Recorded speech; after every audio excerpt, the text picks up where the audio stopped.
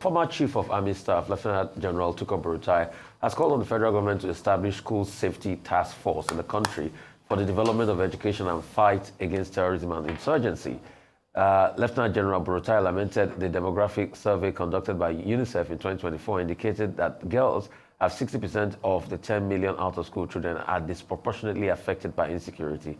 It will be recalled that under the leadership of General Buratai, the Army recorded unprecedented, outstanding, and monumental incontestable achievements, including counter-insurgency and counter-terrorism, banditry, and other sundry crimes, as well as human capital and structural development across the nation. So joining us now from Kaduna for an account of stewardship in the continuous fight against insurgency and terrorism amid the establishment of School Safety Task Force is former Chief of Army Staff, Lieutenant General TUKUR YUSUF Buratai. General, good to see you again, sir. This is Rufai speaking. The last time I saw you, it was in military fatigue. So now that, you're donning your very lovely civilian attire out there, it's good to see you and talk to you again, General, all the way from Kaduna. General, thank you very much. Thank you so much, General. Thank you, Rufai. Thank you, sir. Thank you. General, thank you. I want, nice to have me. You know, they say that hindsight is always 20/20. What are the things you know now that you could have done then that you didn't do to ameliorate this insurgency? Well, thank you very much. Nice to have me on this very important platform, Arise News TV. Your reputation is well known globally, and I'm pleased to be here once again. You see, there is no vacuum, especially in military operations and military leadership. I left well-trained, highly professional officers who took over, the mantle of leadership of the Army, not only at the strategic level at the Army headquarters, but also across the formations and units of the Nigerian Army. And they continued the professional approach to countering the insurgents and also the bandits. Well, you see, the level of improvement, especially in terms of capacity building, the morale, are issues that have been very fundamental, in ensuring the successes that were achieved while I served as the Chief of Army Staff. While we see, some challenges, this is normal, but I believe there is nothing that I left that I will, think over it again, because I know I left capable hands that are doing their best. All right. Okay, so General, is that what you could have done that you know now that wasn't done then? You have capable hands and all of that. What are the other things so that we can learn from you? Because you were one of those that say, oh, if we don't do X, Y, Z, this might last another 20 years. Yeah. So what are the things we can learn from you, hindsight now, that we could have done, that we can have done now, that you couldn't do then, because probably you see better now. You see both sides. Let me, first of all, you must understand it from a particular background. The enormosity, that is the enormous challenge that the country faced from 2009 up to 2014-15. If we understand that challenge, it will be a complete approach, not only within the military angle, but also the comprehensive approach that I've always said, whole of government approach in tackling the insecurity in this country. However, I know what we did, while I was there. Very importantly, I would have loved to continue with our intelligence operations. It's very fundamental.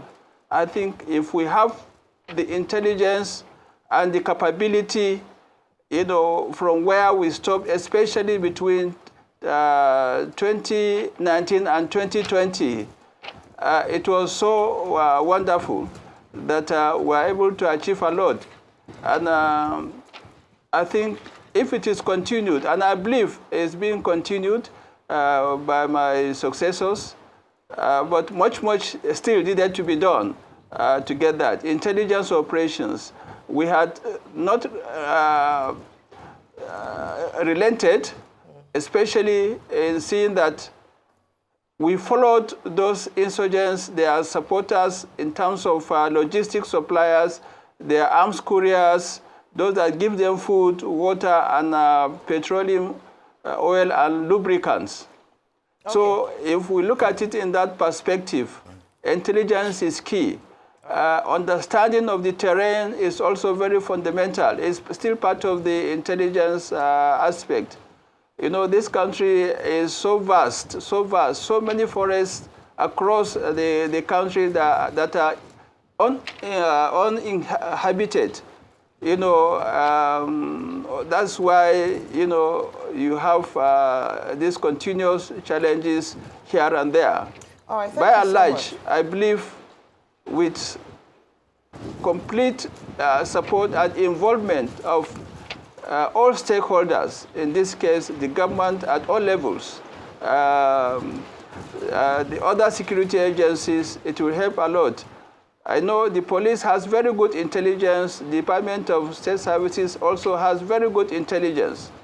But coordination at all levels, there was very good synergy at the strategic level, that is at the service chiefs level, but still much needed to be done, at the tactical level. It's very important, as well as the operational level. Those on the ground need to have up-to-date intelligence of what is happening in their environment. And the coordination is very fundamental, very important. They need to coordinate, and they need to know day-to-day happenings within the enclaves of the bandits, the terrorists, and other criminal elements. Well, you say a lot about the intelligence gathering or the efficiency of the intelligence gathering under your watch. What did you do with the intelligence that you gathered? A case in point is there were stories around the people who were backing financially terrorist organizations in Nigeria. But I don't think a lot was done with regards to that under your tenure. Because if we don't cut the source, we will continue to see an emergence, a reemergence, no matter how much work, kinetic and non-kinetic, is done. So with regards to intelligence, how did you utilize information that you were able to gather, including those who were infiltrating communities and being community members alongside? Well, you see, when you talk of terrorist financial support or terrorist funding, you see, this is where we have different establishments or different sectors of the security who really need to coordinate. You don't expect the soldier, who is in the field to start going about, hunting for terrorist financiers locally or even internationally. That's why we have the NFIU, which during my time we really coordinated very well with the NFIU, and you can see, just before I left, a task force was established in order to track and get those financiers, and although that aspect is not strictly a military responsibility, but we coordinated because it involved a task force that will get to the root of the matter. So in that respect also, we did very well. And a compilation was made by NFIU on the terrorist financiers. And that is left to the appropriate authority or agency to handle them.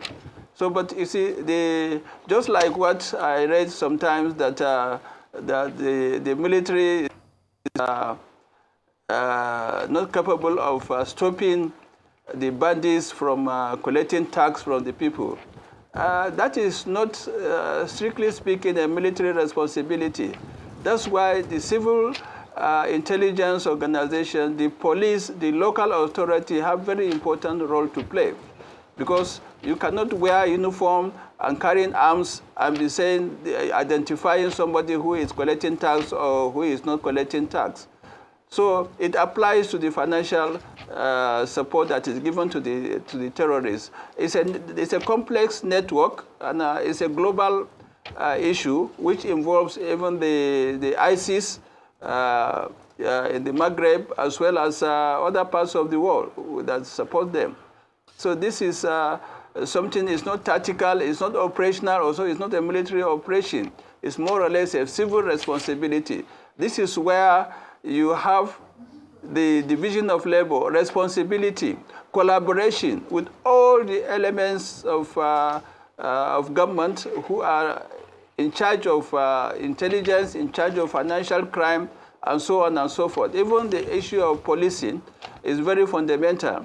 We had time to seriously request for the presence of the police, which at the end, they were able to provide good number of policemen in the Northeast in order to deploy and also hold ground so that the troops can advance forward to clear certain areas. General. I was telling you about the enormous challenge. Yeah. General, good morning. This is Anthony Killer here. Please go ahead. General, it's Anthony Killer here. Good morning to you again. Prof. Yes, good morning. So you were appointed Chief of Army Staff. Thank you, Prof. Yes. You were appointed Chief of Army Staff in 2015 and you left around 2021. You did not defeat the insurgency, did you? That's a fact. Improvements may be, the battle continued, but you did not defeat it. There are some literature that says that situation was actually getting worse by the time you left. And, you know, there were calls from people like me that you should leave, actually. Can you, now that we're here, can you tell us, in your word and in your view, your achievements as Chief of Army Staff for that period? Well, I think in the first place, I believe, Prof, you are part of, you have been in this country before 2015. Yes, and you know. And these days, headquarters was bombed, okay, which is one of your affiliates. Sister stations, yes. Okay. And so you are telling me that no, Boko Haram has not been defeated. You know, you see, from there is this, they have already carved out their territories. Let me tell you, Boko Haram had already carved out her territories. Those that know the Northeast very well, they had already identified and blocked all access to the northeastern part of the country, especially part of Adamawa, Borno, and Yobe. To be precise, you know that road from Yola going to Mubi, going to Uba Askira, Michika, and the rest. There is a bridge there. They cut it off. It was destroyed. It was demolished. To use military terms, it was demolished. You know, and that means they have already cut off between Michika and Madagali. So that part of Adamawa is already cut off. Then when you go further north, the bridge between Gamborungala and Dikwa was also demolished, destroyed, and cut off. So that part of the country has been cut off. Then you go to the northern border with Niger, Boso Malamfatori Bridge, it was cut off. The army had to rebuild that bridge during my time. There is this General Okonkwo, an engineer general, who really did very well by reconstructing that bridge after providing him the necessary resources. Then coming slightly south, you see the Boko Haram had destroyed that bridge between Biu and Dambua at Mandaragirao. So it means they had already cut off. Then when you go towards Damaturu, Katarko Bridge was cut off. That is how they had already defined their territory. before 2015, before we came in. So you see, when I was there in 2015 in Damaturu, I went to Buniyadi, I had to cross that bridge. The bridge was destroyed. I had to detour and go, and the army had to, construct a temporary bridge there. So that is that's roughly about 120,000 square kilometers of area that Boko Haram had defined as our territory, and we have reclaimed all those things. And you are telling me, well, you are saying that Boko Haram is not defeated, and not to talk of how many local governments that were under the Boko Haram control. Once you leave Maiduguri and reach Bafa, you can't go beyond that to our border with Chad and Cameroon, and also from Bonguno upward, from Monguno to the east, so many local governments were under the Boko Haram terrorist organization. So, and the incessant attacks that have been going on across the country had been stopped.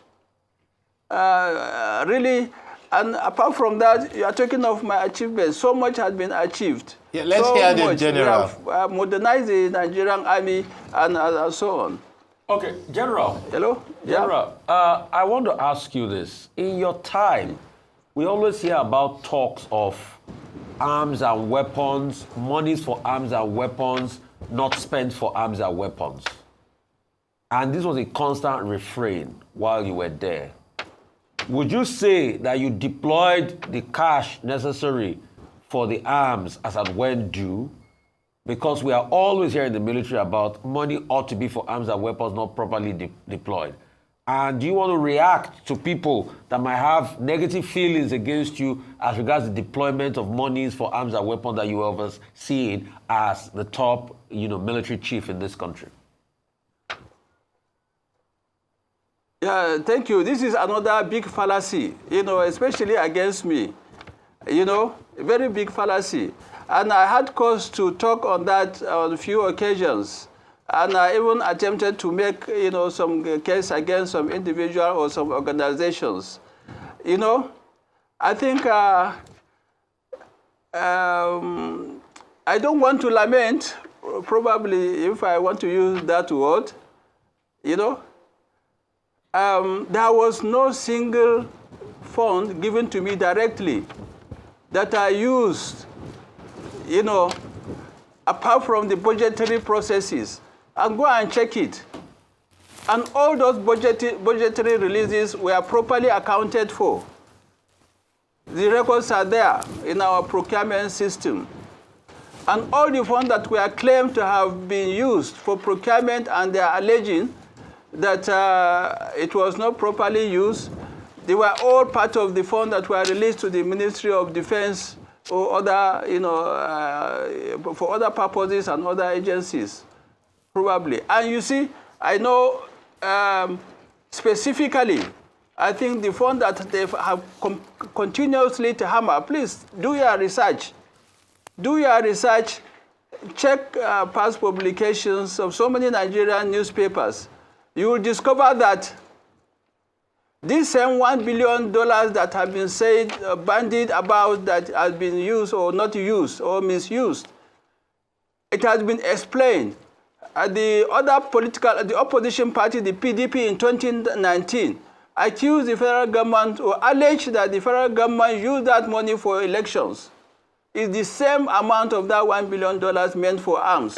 But the federal government came out and clearly dispelled that falsehood and made it clear that these funds were used for military procurement.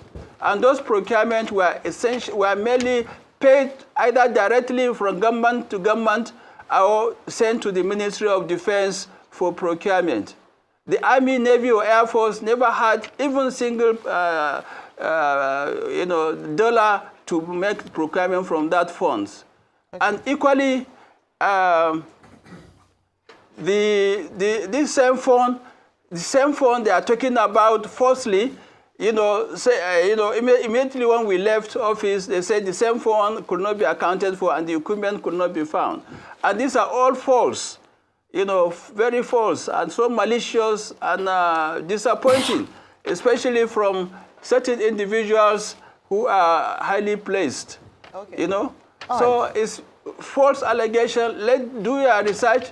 I hope they're hearing me. Yes, sir, we can hear you. Let them do the research and identify, you know, where that money went to. So if there is any money that is said to have been misappropriated during my time, I think it's a false, and I establish a procurement directorate that we, with due process, all our procurements were followed. So I assure you, these allegations are unfounded, and it's just malicious or for political reasons. And to let you know, the procurements that were made, some of them were from the budgetary allocations, and so much has been released. I mean, have been procured from those releases, and they are there, and our records are there. And every year we defend this thing from with the National Assembly, and we render our procurement planning and this into the appropriate authority. Thank you so much, General. We'd like to thank you for your time, General Buratai, for sharing your time with us here this morning.